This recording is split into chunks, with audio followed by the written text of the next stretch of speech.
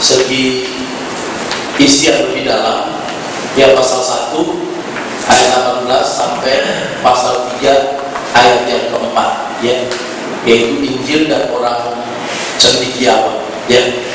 Judul ini berhubungan dengan orang-orang di Efesus, di Korintus terkenal dengan orang-orang yang intelek, ya, karena Korintus itu dekat dengan Yunani, yang bahkan Yunani itu daerah Akaya. Akaya itu ibu kotanya Korintus. Kalau saudara baca Kisah Rasul pasal 17, Kisah Rasul pasal 18, itu latar belakang berdirinya kita jemaat di Korintus. Salah satunya dimulai dengan penginjilan di Athena. Di Athena itulah Paulus bertemu dengan orang-orang cendekiawan, ya, para filsuf, ya, ada golongan Stoa, ada golongan Epikuros, ya. Itu di Kisah Rasul pasal 17. Lalu Kisah Rasul pasal 18, itu bagaimana jemaat di Korintus berdiri, ya. Jadi ada golongan-golongan orang yang punya hikmat dalam tanda kutip, ya, orang-orang pintar, ya. Dalam bagian ini kata kuncinya ialah hikmat. Kata ini digunakan 21 kali dan lawan kata dari hikmat adalah kebodohan. Ini dipakai 7 kali. Orang Yunani suka sekali dengan di tempat ini suka sekali dengan intelektualisme, ya, makanya judulnya cendekiawan. Jadi orang Yunani itu intelek, ya, orang yang sangat akademis, menekankan pengetahuan. Makanya salah satu ajaran dari golongan orang Yunani itu namanya Gnostik, ya. Gnostik itu pengetahuan, dari kata ginosko. Artinya apa? Artinya bagaimana supaya orang bisa diselamatkan, ya, itu salah satu ajaran Gnostik. Itu pengetahuannya sempurna. Jadi tuntut ilmu tinggi-tinggi, karena dengan pengetahuan yang sempurna, pengetahuan kita itu akan menyelamatkan kita. Itu ajaran Gnostik. Itu nanti dibahas dalam kitab Kolose. Dibuktikan oleh Paulus bahwa pengetahuan kita nggak bisa menyelamatkan kita, karena pengetahuan kita nggak bisa menebus dosa kita. Bukan berarti pengetahuan tidak penting. Paulus ungkapkan dalam kitab Kolose bagaimana pengetahuan itu diperlukan untuk memahami Kristus. Tapi pengetahuan tanpa Kristus nggak punya nilai apa-apa. Termasuk saudara belajar teologi. Belajar teologi itu saudara itu belajar pengetahuan. Dan saudara jangan anti pengetahuan, karena salah satu dasar Allah menolak bangsa Israel karena tidak memiliki pengetahuan tentang Allah. Betul nggak? Hosea, aku menolak bangsa ini karena mereka tidak memiliki pengetahuan, pengenalan akan Allah. Pengenalan akan Allah sama, kata yang dipakai knowledge of God, pengetahuan, ya. Jadi kita nggak boleh anti dengan pengetahuan. Karena apa? Karena pengetahuan kita itu menentukan tindakan kita. Kalau pengetahuan kita salah, tindakan kita salah. Kalau pengetahuan kita tentang Allah benar, saudara, pengenalan kita akan Allah itu akan membawa kita merealisasikan pengalaman bersama Allah dengan benar. Kalau pemahaman kita tentang Allah salah, pasti pengalaman kita juga salah. Banyak orang yang penting kita intim dengan Tuhan. Betul, kita harus intim dengan Tuhan. Tapi pertanyaannya, Tuhan yang mana? Jangan-jangan yang saudara intim Tuhan yang lain. Kan malah bahaya intim, tapi bukan dengan Tuhan yang benar.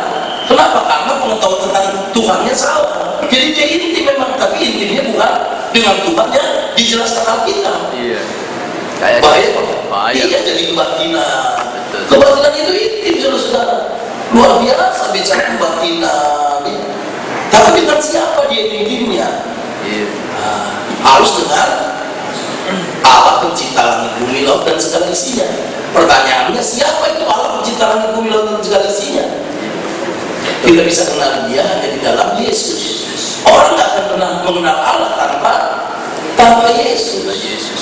Jadi kita hubungan intim dengan Allah harus mengenal,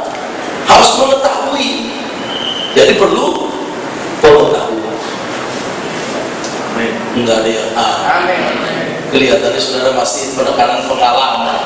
Ya, apakah pengalaman gak penting? Sangat penting pengalaman.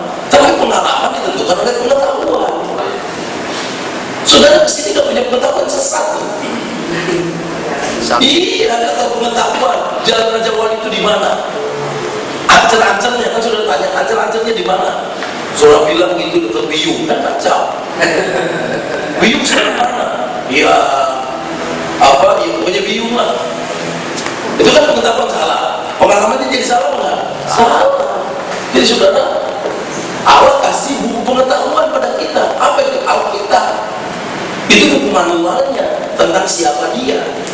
Bicara siapa dia kan kita harus memahami dia. Memahami dia itu kan pengetahuan tentang dia. Yang salah adalah pengetahuan tanpa kita, saudara-saudara, punya iman.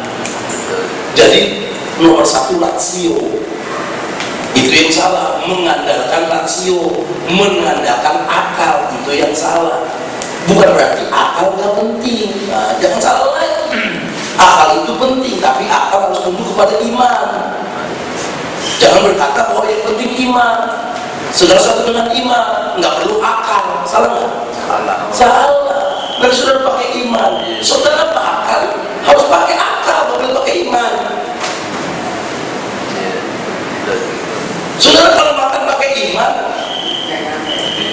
gimana makan pakai iman dalam nama Yesus? Suruh dia naik sendiri ke mulutnya ya? Nggak bisa. Pakai akal. Betul nggak? Saudara harus nyendok. Lalu taruh kemana? Ke mulut. Itu perlu pengetahuan nggak? Perlu pengetahuan. Itu sederhana. Betul. Saudara ke MBS perlu pengetahuan. Dari sini saudara dapat pengetahuan. Pengetahuan tentang Allah yang Maha. Nah, cuma orang Yunani lebih kepada rasionalisme. Nah, ini yang salah. Kalau sudah jadi rasionalisme salah, karena rasionalisme itu bersandar kepada otak. Ya, rasio itu otak atau akal atau pikiran, isme itu paham. Jadi paham yang bersandar pada otak itu rasionalisme. Nanti gak percaya firman yang berhubungan dengan yang nggak masuk akal, dia nggak percaya Yesus jalan di atas air, nggak percaya. Ini salah. Bukan berarti akal nggak penting. Nah, itu rasionalisme. Nah, kalau orang anti akal, saudara-saudara, itu jadinya apa? Mistikisme. Ada yang sedang kebatinan, mistik. Nggak pakai akal, hanya pakai apa? Pakai iman. Kebatinan mistik. Semuanya bimsalabi, mensula, ya. Dukun rohani. Nah, dukun rohani. Jadi nggak perlu apa namanya kerja, nanti Tuhan berkati pada waktu tidur. Orang seperti ini biasanya apa? Kutip-kutip ayat. Banyak pengetahuannya tentang ayat, tetapi hanya apa? Hanya kutip-kutip, nggak tahu konteksnya, nggak tahu maksud ayatnya. Kalau nanti kutip berdasarkan kepentingannya. Suara Tuhan, nah itu dia. Kalau ada suara Tuhan, saudara butuh bantah apa? Tuhan yang mana? Tuhan yang mana? Itu aja balik. Tuhan yang mana? Kok bisa bertentangan dengan Alkitab? Aneh. Ya, suara Tuhan itu. Saya sampai hari ini masih bertanya-tanya itu orangnya. Tapi banyak loh orang yang ikut dia. Ngomong di tengah-tengah ngotot-ngotot ngomong sama Tuhan. Tunggu, Tuhan lagi ngomong. Lalu dia ngobrol sama Tuhan. Iya Tuhan, betul. Oh iya, iya. Oh benar Tuhan, yang itu, iya jelas. Iya benar Tuhan, iya, iya. Saya sampaikan sekarang Tuhan, iya, iya. Oke Tuhan, saya sampaikan. Iya, iya. Tuhan sekarang baru berbicara kepada saya. Oh di sini ada yang bergumul untuk televisi. Sudah lama pingin televisi flat, tapi nggak dapat.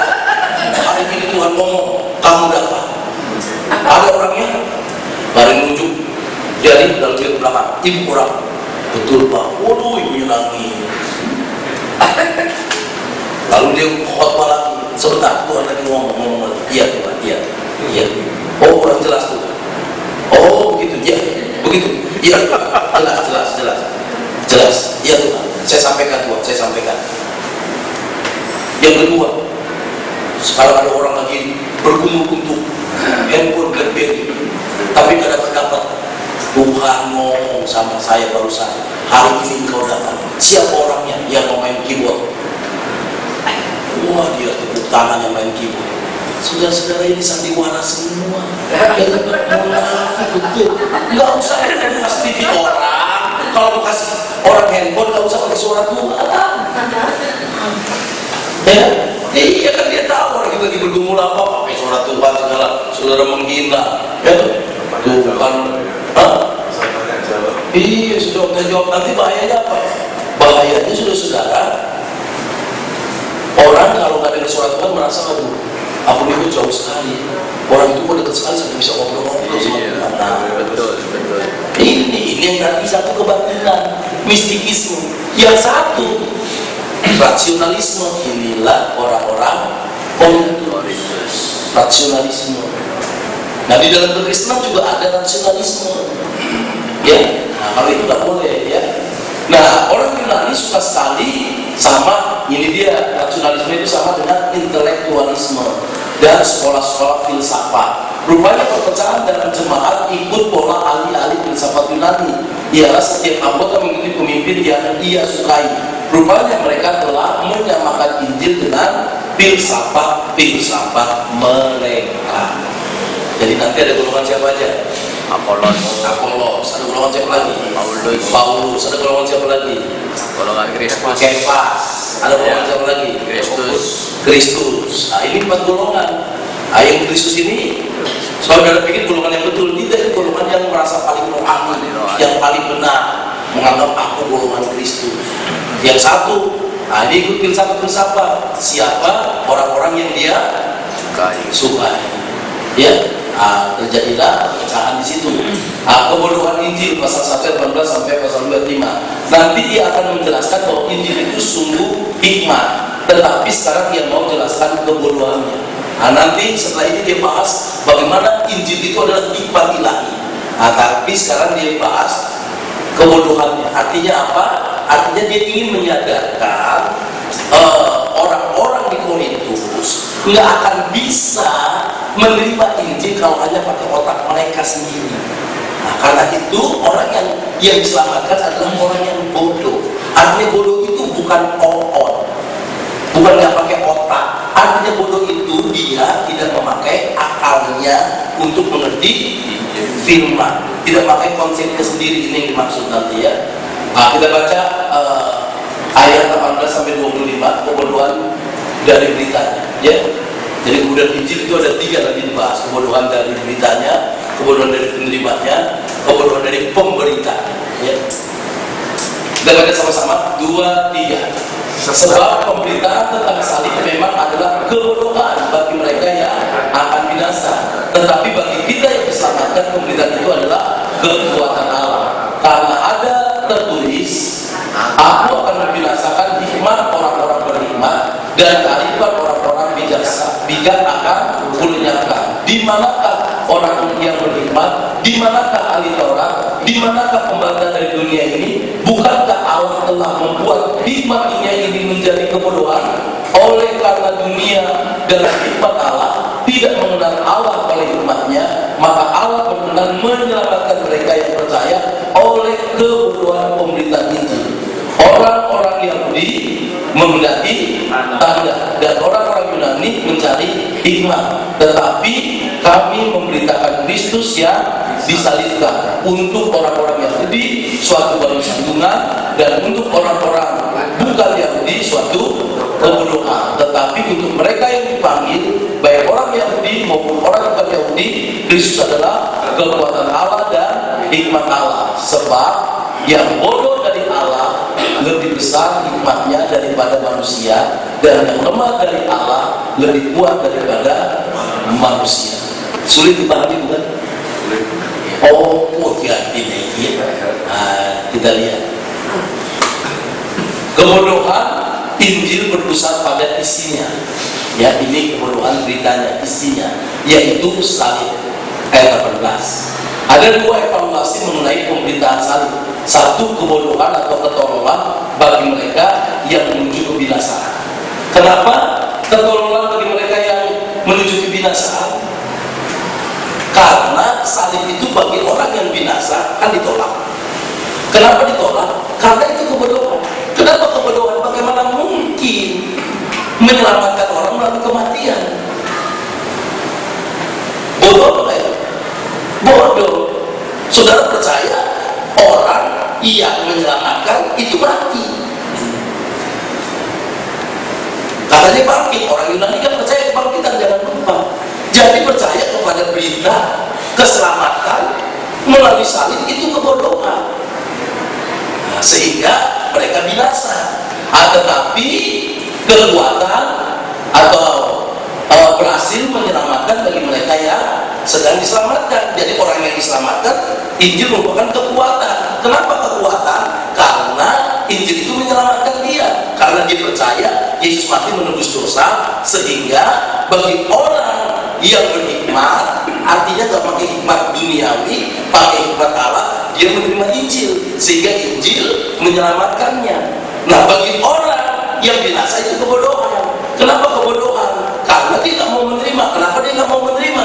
Karena berita salib adalah kebodohan. Gak mungkin keselamatan itu bisa diperoleh melalui kematian. Sampai hari ini termasuk saudara-saudara kita nggak bisa terima kematian. Bagaimana mungkin Allah mati? Itu kan goblok. Allah kok bisa mati? Nah itulah kebodohannya di situ. Jadi saudara kalau mau terima Injil harus bodoh menurut konsep mereka. Tetapi diselamatkan. Makanya Injil itu keselamatan bagi orang yang menerimanya. Tetapi kebinasaan bagi orang yang tidak menerimanya. Kenapa? Karena itu kebodohannya. Sikap Allah kepada umat terdapat dalam ayat 19:21 dengan kutipan dari Perjanjian Lama, ya. Ini kutipan dari Perjanjian Lama. Paulus menunjukkan bahwa Allah memandang rendah sekali kepada hikmat dunia. Termasuk Injil kebodohan itu hikmat dunia. Dunia tidak dapat mengenal Allah oleh hikmatnya, maka Allah menggunakan berita yang bodoh. Jadi dunia ini gak akan bisa mengenal hikmat Allah. Saudara, orang-orang ateis itu yang pakai hikmat dunia, apa mau mengenal Allah? Nggak mau, kebodohan. Termasuk orang-orang yang pintar, yang gak percaya Allah, itu ke gereja, menurut mereka kebodohan ya. Kebodohan, ngapain?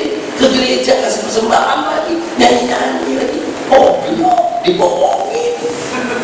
Benar apa enggak kebodohan? Saudara PPS, kebodohan kan menurut banyak orang.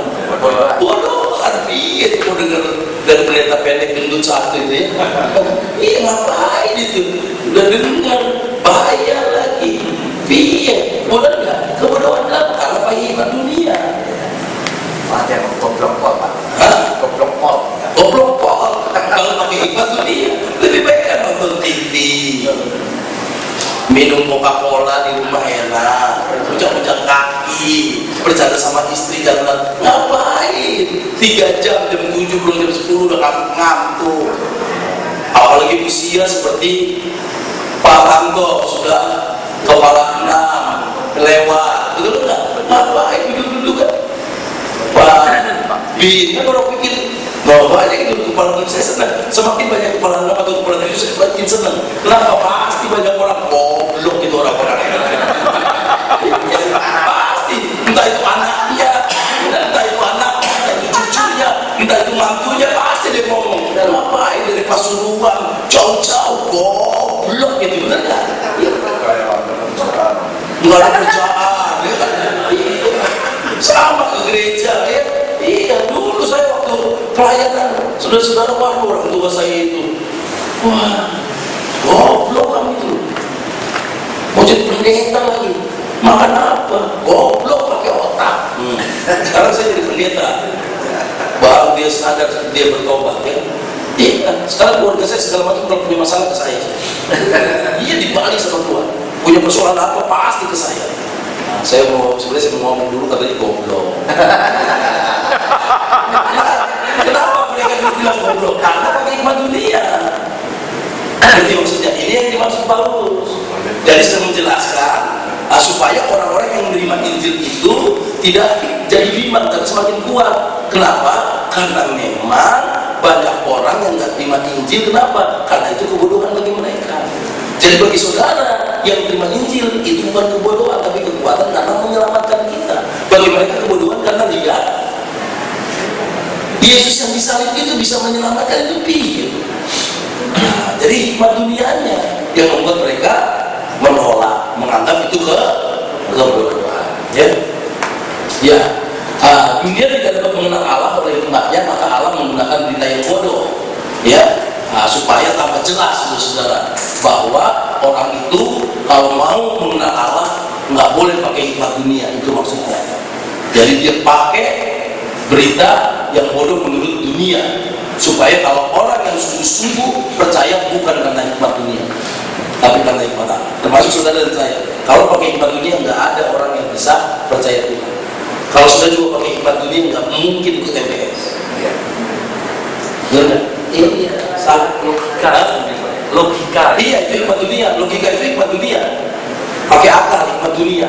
Hikmat dunia itu hanya untuk apa? Kepentingan diri, kekayaan, pokoknya untuk kepada kepentingan diri, tidak berpikir yang akan datang. Itu hikmat dunia. Kalau hikmat dari atas, Paulus berkata apa? Pikirkan perkara-perkara yang di atas. Itu goblok bagi orang dunia. Ngapain perkara-perkara di atas dipikirkan? Yang di bawah itu susah-susah. Mungkin perkara di atas lagi kurang kerjaan.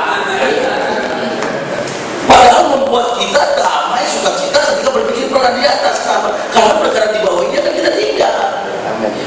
Iya, saudara nanti akan semakin merasakan betapa saudara untungnya ikut MBS dengan waktu yang ditinggal segala macam. Kenapa? Ada hal yang saudara dapatkan lewat pekerjaan, lewat yang lain, saudara dapatkan di MBS. Nggak bisa dibayar dengan uang. Iya, nggak bisa.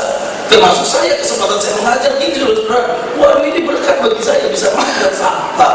Kok bisa ngajar? Karena Tuhan. Amin. Iya. Dan siapa saudara juga mau diajar itu kan juga berkat. Saya kalau lihat dulu orang-orang ya mau duduk dengar diajar, pada saya pikir-pikir perkataan saya itu biasa-biasa. Ya kan? Tapi kok mau? Nah itu kenapa? Hikmat ilahi. Kalau bukan hikmat ilahi apa sih? Mungkin paling itu lebih bagus. Tapi paling itu nggak menyelamatkan, itu masalahnya. Ini lebih dari paling itu dulu. Amin. Amin. Amin. Tapi pengkhotbah sekarang ingin seperti Mario Teguh, itu kebalik saya lihat. Mario Teguh yang kita tobatkan. Kalau dia bertobat mantap, dia jangan saudara bertobat jadi Mario Teguh. Iya, saya lihat pengkhotbah itu sekarang banyak seperti motivator itu. Iya, benar-benar Mario Teguh, nggak motif firman ya. Dan anehnya itu yang disenangi jemaat. Kenapa? Karena jemaat yang ngerti kebenaran alias bodoh. Bodoh dalam pengertian perkara surgawi. Ngerti maksudnya? Bodoh perkara surgawi sehingga ketika mengajar tentang perkara surgawi nggak mau terima. Karena nggak pas. Nah ini dia. Ya.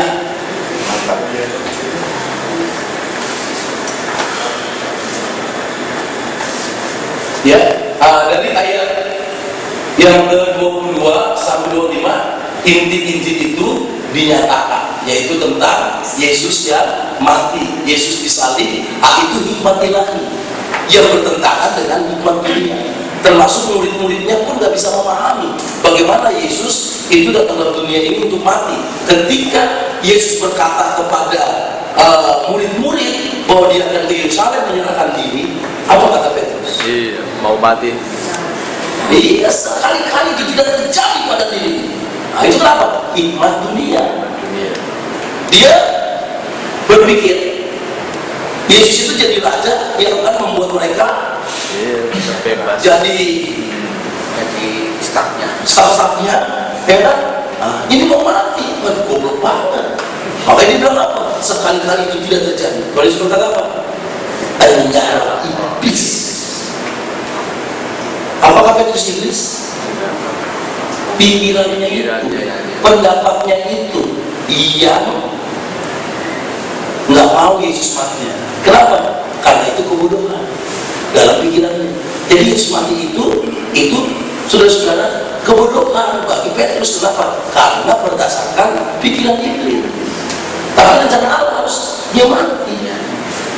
Ngerti maksudnya? Ya. Nah, jadi Injil itu saudara itu menjelaskan Yesus yang mati. Itulah Injil kitanya. Nah, itu kebodohan bagi Dunia. dunia. Jadi kalau saudara mau percaya, harus saudara dianggap bodoh oleh dunia dengan memakai hikmat ilahi, sehingga saudara bisa menerima Yesus bukan dengan hikmat dunia, tapi hikmat dunia, hikmat ilahi. Kalau dengan hikmat dunia, saudara akan menolak Injil, karena Injil adalah kebodohan. Karena itu akan membawa kebinasaan. Tapi kalau saudara menerima Injil, harus dengan hikmat ilahi, maka itu menjadi kekuatan yang menyelamatkan. Bisa diterima?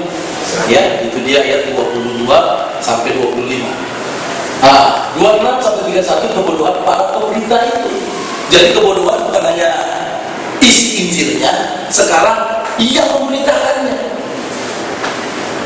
Mau memberitakan Injil yang isinya tentang kematian, disalib lagi kematiannya, kematian penjahat yang disalib itu diberitakan. Memang ya. Jadi waktu Paulus memberitakan Injil itu tantangan dengan sekarang lebih berat dulu. Kenapa? Kalau kita tahu sekarang maknanya kematian Yesus apa ya, kalau dulu apalagi untuk orang-orang Yunani, waduh, ini sesuatu yang sangat bodoh ya. Kita baca ayat 26 sampai 31. Ya, kita baca sama-sama 2, 3. Ingat saja saudara-saudara, bagaimana keadaan kamu ketika kamu dipanggil.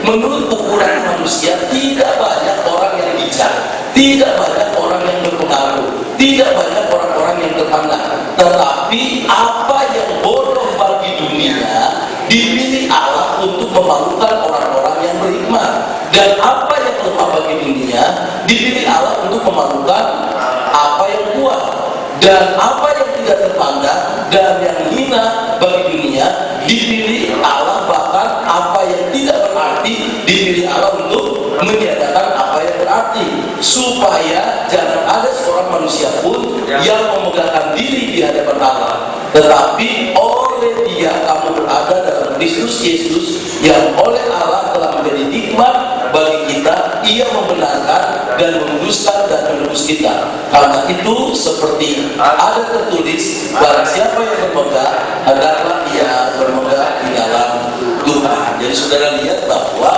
Paulus itu memberitahu kalau orang bisa percaya Yesus itu bukan karena kepandaiannya.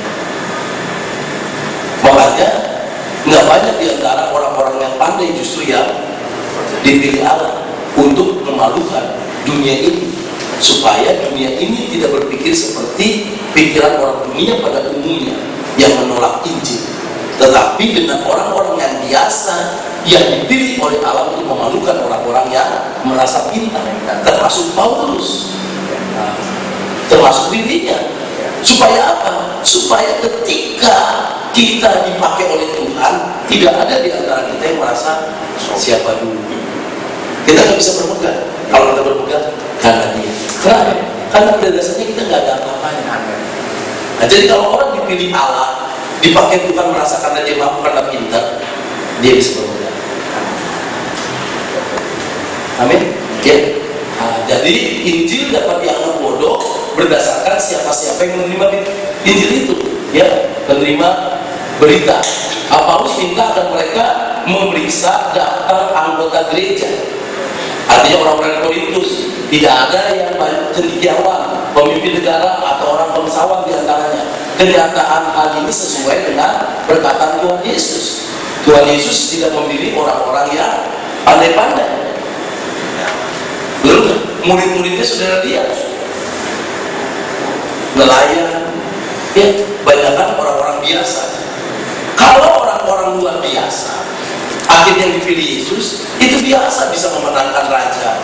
Tapi kalau seperti Petrus nelayan bisa memenangkan orang-orang istana, waduh, memenangkan dunia, luar biasa. Iya bukan? Iya.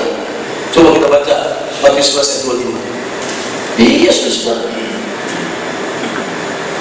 Orang sederhana, waktu Petrus menjelaskan di Makan Agama, orang-orang berkata, bukankah ini nelayan-nelayan? Tapi kok bisa ngomong seperti itu? Orang semua kagum. Kagum saudara-saudara. Siapa kalau bukan Tuhan? Sehingga nggak bisa bermegang. Begitu juga saudara-saudara kita semua. Bukan karena pintar makanya saudara bisa percaya. Coba saudara ke belakang mengingat ketika bertobat. Apa saudara bertobat karena saudara pintar? Karena saudara hebat?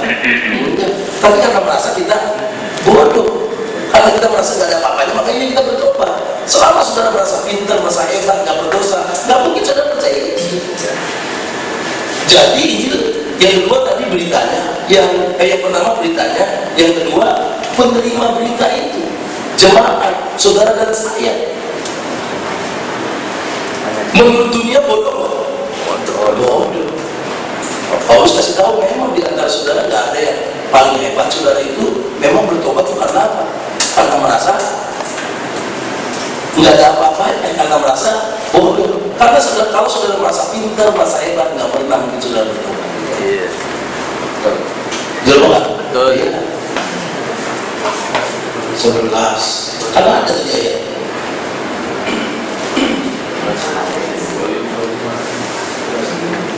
Nah, pada waktu itu berkatalah Yesus, aku bersyukur kepadamu Bapa Tuhan langit dan bumi, karena semua itu engkau sembunyikan bagi orang bijak dan orang pandai, tapi engkau mengatakan kepada orang kecil. Amin. Nah, jadi di antara kita nggak ada orang yang bisa bertobat, karena kita justru karena merasa nggak ngerti apa-apa, justru karena kita merasa bodoh, kita datang kepada Yesus. Amin. Jadi bersyukurlah saudara merasa nggak ada apa-apanya. Iya. Karena kalau saudara merasa ada apa-apanya, merasa hebat, nggak pernah saudara ada di sini. Ya, betul Yesus. Betul. Iya, termasuk di NPS juga. Kalau saudara udah merasa pintar, bisa semuanya, nggak mungkin saudara ikut. Betul. Iya. Iya. Kalau saudara bilang siapa itu Pak Ranto? Bapak ini ikut-ikut dia kan? Dia yang harus belajar dengan saya. Ya. Nah, 27-28 cara Allah bekerja terbalik dari cara dunia. Nah, cara dunia cara yang pintar, cara dunia cara yang hebat, cara dunia cara yang kuat, cara Allah cara yang lemah. Kenapa? Untuk membuktikan dia hebat. Amin. Iya. Kalau orang-orang hebat yang saya pilih, ya, lalu berhasil, biasa. Tapi kalau orang-orang nelayan, orang gak diperhitungkan, dipilih, lalu melakukan sesuatu yang hebat, itu baru luar biasa. Amin. Saudara ikut-ikut saya dari dulu. Waduh, sampai ada orang yang jalannya yang bilang parah itu, apa nggak bisa ikut orang? Dulu Nyong, lalu Sani, Siti, apa dia nggak bisa ikut orang itu orangnya? Lihat saudara-saudara, kalau saya pilih orang-orang yang hebat-hebat, saudara-saudara, bisa. Tapi kalau dia jadi hebat, biasa. Tapi kalau saya pilih orang yang biasa-biasa jadi hebat, itu luar biasa. Amin. Iya. Kalau saudara tahu Sani dulu dengan sekarang, wow. Iya. Coba dia bersaksi saudara dari RFM. Satu, dia dari Muslim. Ketemu saya tanpa disengaja. Ya, tanpa disengaja saya nyasar saudara-saudara karena nggak punya telepon segala macam, barang-barang kayak ketinggalan. Dia lagi jaga warnet apa? Warnet ya? Jaga warnet dengan telepon kan nggak ada hubungannya untuk pinjam telepon, tapi nggak ada lagi yang lain. Itu di jalan Kenjeran situ. Saya, Bapak bisa pinjam telepon kan? Oh, nggak ada telepon. Baru saya tinggalan barang. Bisa minjem nggak handphone? Bisa dikasih karena dia kasih. Ya, dikasih. Kalau saya kayak Ari Wibowo segala macam ya mungkin wajar ya. Wajar dia kasih. Kalau saya model Ari Wibowo ya, iya sudah waktu itu karena ketika ketinggalan semua saudara-saudara. Saya pakai kaos dalam, kaos kotak. iya, cuma ya ada tangannya, cuma kaos itu ya. Oblong ya, kaos oblong. Waktu saya ketinggalan mau khotbah apa, saya cepat-cepat saudara-saudara. Biasa istri saya taruh semuanya di belakang.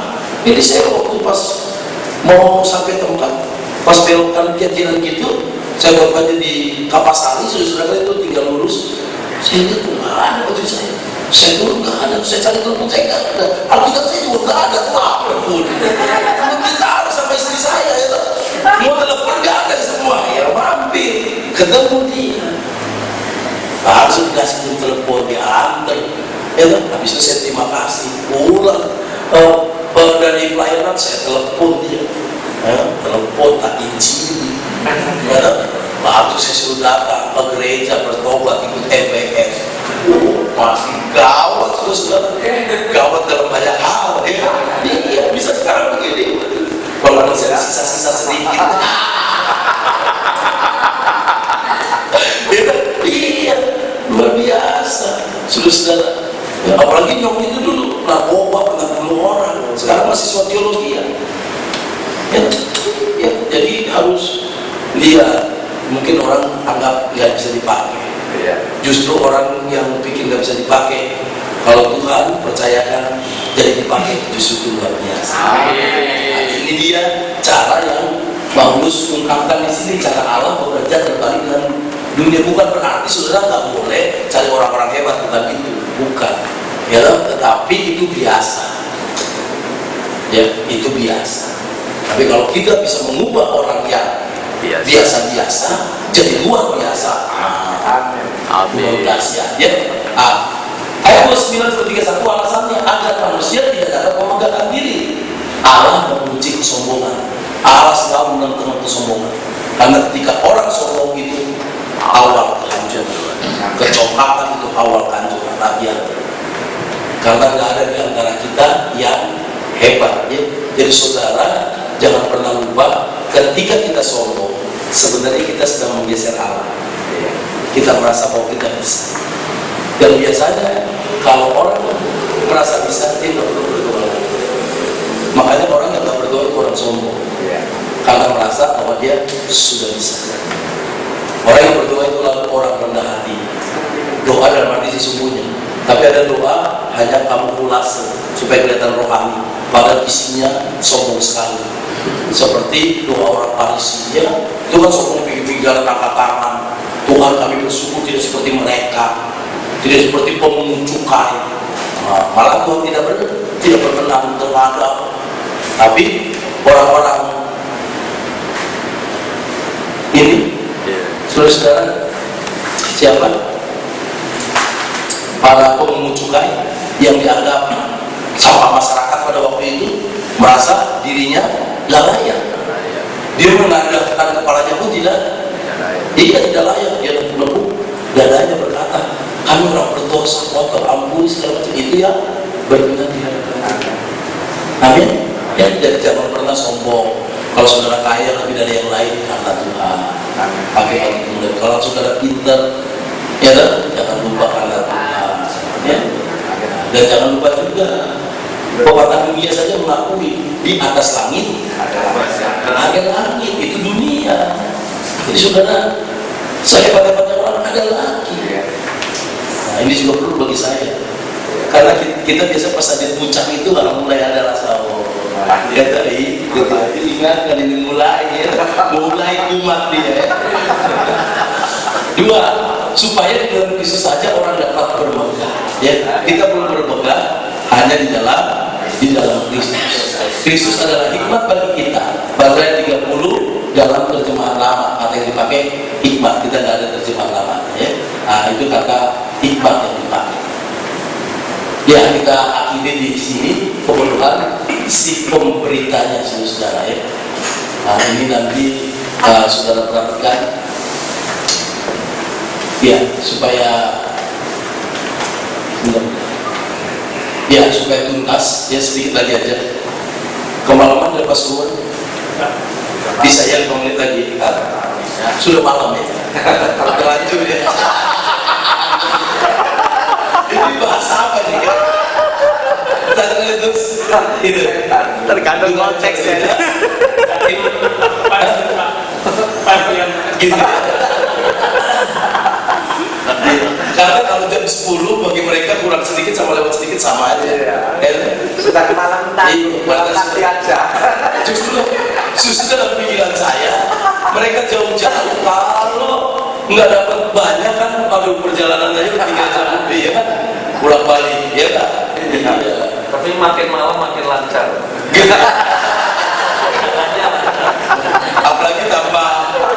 apalagi tambah FPS 2. Ya, kita baca ayat 1 sampai 5. 2, 3. Demikian pula ketika aku datang kepadamu saudara-saudara, aku tidak datang dengan kata-kata yang indah atau dengan hikmat untuk menyampaikan kesaksian Allah kepada kamu. Sebab aku telah memutuskan untuk tidak mengetahui apa-apa di antara kamu selain Yesus Kristus, yaitu Dia yang disalibkan. Aku juga telah datang kepadamu dalam kelemahan dan dengan sangat takut dan gentar. Baik perkataanku maupun pemberitaanku tidak disampaikan dengan kata-kata hikmat yang meyakinkan, tetapi dengan keyakinan akan kekuatan Roh, supaya iman kamu jangan bergantung pada hikmat manusia, tapi pada kekuatan Allah. Oh, luar biasa ini. Selain Rasul Paulus dia ngomong seperti itu, saudara bayangkan. Kenapa? Karena 3 hal tadi. Hal yang pertama, kebodohan dari isi Injil itu bagi dunia ini. Jadi kalau orang pakai pikiran dunia pasti nggak pernah menerima Injil, karena itu kebodohan. Jadi orang bisa ngerti Injil karena hikmat ilahi. Lalu kebodohan penerimanya. Ya, tidak ada orang yang percaya Yesus karena kepandaiannya. Betul kok enggak? Justru kalau karena kepandaiannya orang malah menolak Yesus. Lalu sekarang kebodohan pemberitanya. Artinya orang itu bisa bertobat. Paulus katakan jemaat di Korintus itu bisa bertobat bukan karena kata-kata Paulus yang indah. Kalau saudara baca di 117, itu dia berdebat dengan orang-orang pintar. Sebagian besar tidak bertobat, hanya beberapa orang yang bertobat. Itu dalam 117. Tapi ke Korintus, saudara, justru orang bisa bertobat. Kenapa? Karena kata-kata hikmat ilahi, bukan karena kekuatan dari perkataan dia. Karena apa? Roh Kudus yang bekerja. Nah, jadi juga kebodohan si pemberitanya. Satu hal lagi yang menunjukkan kebodohan Injil ialah sifat pemberita itu. Paulus menunjukkan diri sebagai contoh pemberitaan sederhana dari segi sifat kata-katanya, bukan kata-kata yang hebat-hebat. Lalu keterbatasan beritanya, dia nggak mau tahu tentang yang lain, dia hanya tahu tentang satu, yaitu Yesus. Itulah keterbatasan beritanya. Dia nggak berita filsafat tentang bagaimana filosofi segala macam, tidak. Sederhana, saudara. Ketidakmampuannya dia ngomong bukan karena kehebatannya, tapi Roh Kudus yang bekerja. Kan diungkapkan. Metodenya juga bukan membuat orang bertobat, biasa saja metodenya. Kalau bukan Allah yang memakai juga orang nggak bisa bertobat. Nah, ini harus juga menjadi saudara-saudara teladan bagi kita. Saudara pengkhotbah harus punya ini kesadaran seperti Paulus. Jangan kaya-kaya dengan kata-kata yang tinggi-tinggi, berdasarkan iluminasi dengan segala macam apresiasi, tidak diasosiasikan dengan sisi yang lain, jadi nasi. Sudah banyak orang bahasa tinggi-tinggi, saking bahasa tinggi-tinggi sampai orang nggak ngerti ngomong apa dia. Iya, saudara tahu harus sederhana. Sederhana itu bukan berarti nggak persiapan, jangan lupa. Kita harus persiapan. Persiapannya dalam, menggali Alkitab dalam, tapi ketika menyampaikannya sederhana. Iya, saya baru kemarin saya ngomong sama istri saya, karena saya khotbah kemarin itu keadaan ini udah ada fix. Kemarin itu saya khotbah lama sekali. Ya, cuman karena tanggung jawab harus berangkat. Ya, itu saya berangkat supir sendiri, sudah nggak ada supir, istri saya pengawal. Ya, saya berangkat sudah. Yang tadi saya katakan jauh, ya di arahnya. Itu saya khotbah. Ya biasa, karena capek. itu sakit, pelan segala macam. Tapi itu orang responnya luar biasa, apa. Lalu ada satu anaknya datang sama saya, Pak, saya minta nomor telepon Bapak ya. Waduh, saya minta nomor Bapak ini, saya kepingin tahu lebih dalam lagi tentang Yesus. Ya saya tertantang sekali, dia menggali satu kata ini semua. Waduh, luar biasa. Dia ingin ngomong dengan saya, lalu dia kesaksian bagaimana firman Tuhan itu kalau memang digali mengubah hidup. Jadi dia bilang, khotbah memang harus seperti Bapak ini. Saudara-saudara, itu membesarkan hati saya. Jadi penghiburan di saat saya khotbah kelihatan lemah, tapi orang justru mendapat berkat luar biasa. Saya ngomong sama istri saya di jalan, ya, coba lihat tadi saya khotbah seperti nggak ada kata-kata yang kelihatan bagus-bagus, indah segala macam, tapi orang diberkati. Kalau bukan Roh Kudus kan? Iya, jadi saudara-saudara, ini yang harus kita benar-benar pahami. Ya. Jadi harus sederhana menyampaikan, jangan mentang-mentang udah masuk MBS berdasarkan konsep pilihan. Ini harus dilihat dari sudut pandangan Allah. Lalu pilihan ini penebusan, orang itu belum dapat dari pertama, saudara sudah dapat ya. Jadi kalau dijelaskan bisa nangkep. Itu aja saya ulang-ulang. Jemaat baru pertama kali saudara khotbah 12 konsep keselamatan. Kalau pengajaran satu-satu ya kan, hari ini pertama pilihan itu juga pelan-pelan dijelaskan bisa. Tapi saya lihat sekali banyak orang-orang sekolah teologi ya begitu. Banyak tinggi-tinggi ya. Menurut providensial Allah. Providensial Allah. Itu yang tahu hanya orang teologi ya. Orang pakai providensial, pakai aja menurut pemeliharaan Allah. Untuk apa providensial itu? Providensial lagi ya. Disangka asuransi lagi. Ya. Ini kita akhiri. Ia tidak menggunakan kata-kata hikmat yang menarik hati orang, namun pemberitaannya dengan kekuatan roh dan kuasa Allah, bukan seperti seorang penjual yang menjual ngecak, tetapi pemberitaannya disertai roh Allah dan kuasa Allah yang menarik hati orang. Hidup orang Korintus berubah karena Allah yang bertindak, bukan karena metodenya. Ya. Paulus menolak kesanggupan manusia untuk meyakinkan dalam pemberitaan Injil supaya iman mereka didasarkan atas kuasa Allah. Itulah sebabnya Paulus, coba lihat tadi ayat yang terakhir, ini penting sekali supaya iman orang tidak kepada Paulusnya. Ya, ayat yang kelima, ya dari ayat keempat.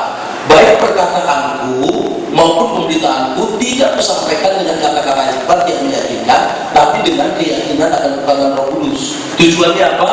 Supaya iman kamu jangan bergantung pada hikmat manusia, tapi pada kekuatan Allah. Bawa orang bukan kepada kita, bawa orang kepada Tuhan. Jadi hati-hati dengan hamba bantuan hari-hari ini yang fokusnya kepada hamba Tuhan, Allahnya digeser. Paulus justru kebalikannya. Bagaimana supaya orang tidak kepada Paulus, supaya jemaat tidak kepada Paulus? Itulah sebabnya dia berkata bahwa dia menyampaikan dengan kata-kata yang bukan kata-kata membuat orang-orang itu terkagum-kagum oleh dia, tetapi orang-orang itu mengerti bahwa itu karena kekuatan Roh Kudus. Tujuannya apa? Supaya iman orang tidak kepada manusia, tapi iman orang kepada Tuhan. Amin. Tapi hari-hari ini saya lihat, waduh, tendensi besar sekali. Bagaimana hamba Tuhan yang diputuskan? Orang tidak lagi kepada Tuhan, tapi hamba Tuhan. Hamba Tuhannya. Hati-hati. Ya, minggu depan kita ya. Karena Paulus itu orang pintar, Iya, berpendidikan. Iya. Apa dia meninggalkan pendidikannya seperti dia juga diajar sama gurunya Yahudi. Iya, yang lihat. Apa dia juga meninggalkan ilmu-ilmunya itu?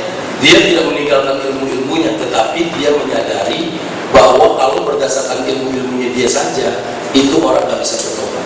Orang bisa bertobat karena kuasa Roh Kudus. Itulah sebabnya ini sangat hebat, sangat luar biasa, karena yang ngomong orang yang pintar. Kalau yang ngomong nggak pintar, saudara-saudara, itu hanya menghibur diri. Kalau yang ngomong ini Petrus, mungkin biasa. Tapi yang ngomong ini orang yang mungkin Gamaliel, orang akademis, tapi dia ngomong bahwa dia nggak ada apa-apa itu luar biasa. Berarti maksudnya? Jadi itu justru nanti kalau kita menjelaskan bisa masuk latar belakang Paulus.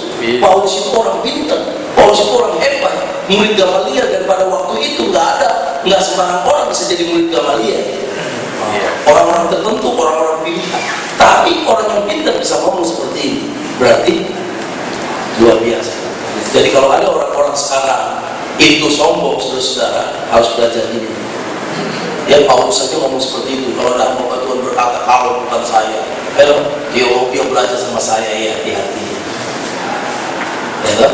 Paulus itu teologianya luar biasa. Paulus bukan anti teologi, dia ahli teologi.